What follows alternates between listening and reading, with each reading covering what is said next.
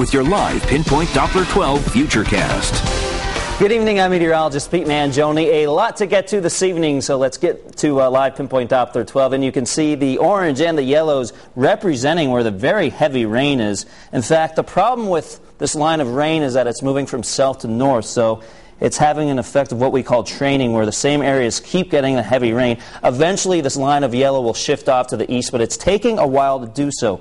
Now, I want to take you a little bit closer to the Cranston area. You can see is just covered in red, indicating very heavy downpours. In fact, some reports on Fletcher Avenue of cars stuck in the water. We've also had reports across the rest of southern New England of some stuck cars due to the ponding on the roadways. Rain so far, I found some of the higher amounts. Coventry, almost 3 inches. Pawtucket, 3.7. And Woonsocket, 3 inches of rain. So it's mostly been western and northern Rhode Island, which has picked up the brunt of this. That brunt will shift over into eastern Massachusetts over the next several hours. So a flood advisory in effect until 4:15. 2 to 4 inches on average for most of us by dawn tomorrow, but there could be some isolated higher amounts, especially those areas which have already picked up 3.5 inches of rain. Street and stream flooding already an issue out there, and it will continue to be one throughout the overnight hours. And then we finally push away the rain by dawn tomorrow. So some gusts up to 50 miles an hour also possible. We'll be watching out for downed tree branches and isolated power outages. Over Providence right now, it's a nasty night. Not very nice out at all. 55 is your temperature. Winds out of the southeast at 24 miles an hour. Notice all of our temperatures very warm in the mid-50s right now. Temperatures will hold in the 50s throughout the overnight hours. Notice all the moisture just seeping in from the south.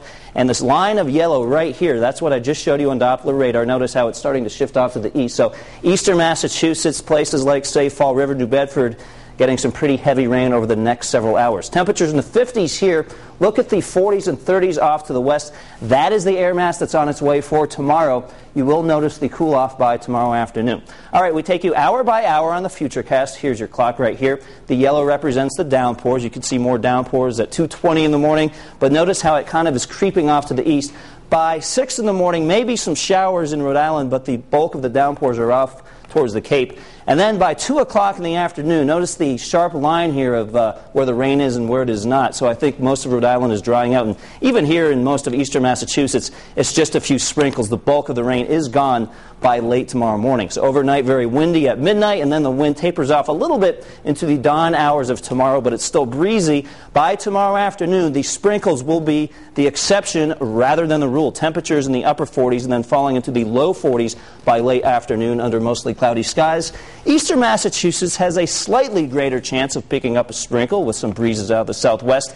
7-day Futurecast shows a slight chance of a flurry on a Tuesday morning, again on Tuesday night, maybe a flurry on Wednesday. But the bigger story for the work week will be the colder temperatures, back into the 20s with wind chills into the teens. Watching a storm for next Sunday, but that's a long way out, so we won't get too excited about that yet. Michelle has more updates on that upcoming storm tomorrow morning, starting bright and early, live at 5 o'clock in the morning. Great, thanks, Pete. At least it's not snowing, but that worked to the Patriots' advantage. That is the today, silver right? lining, yes. Yeah, Chicago this time of the year, not always the best place to be, but the Patriots had a lot of fun today in Chicago. We'll have highlights, and J.P. Smollins with a full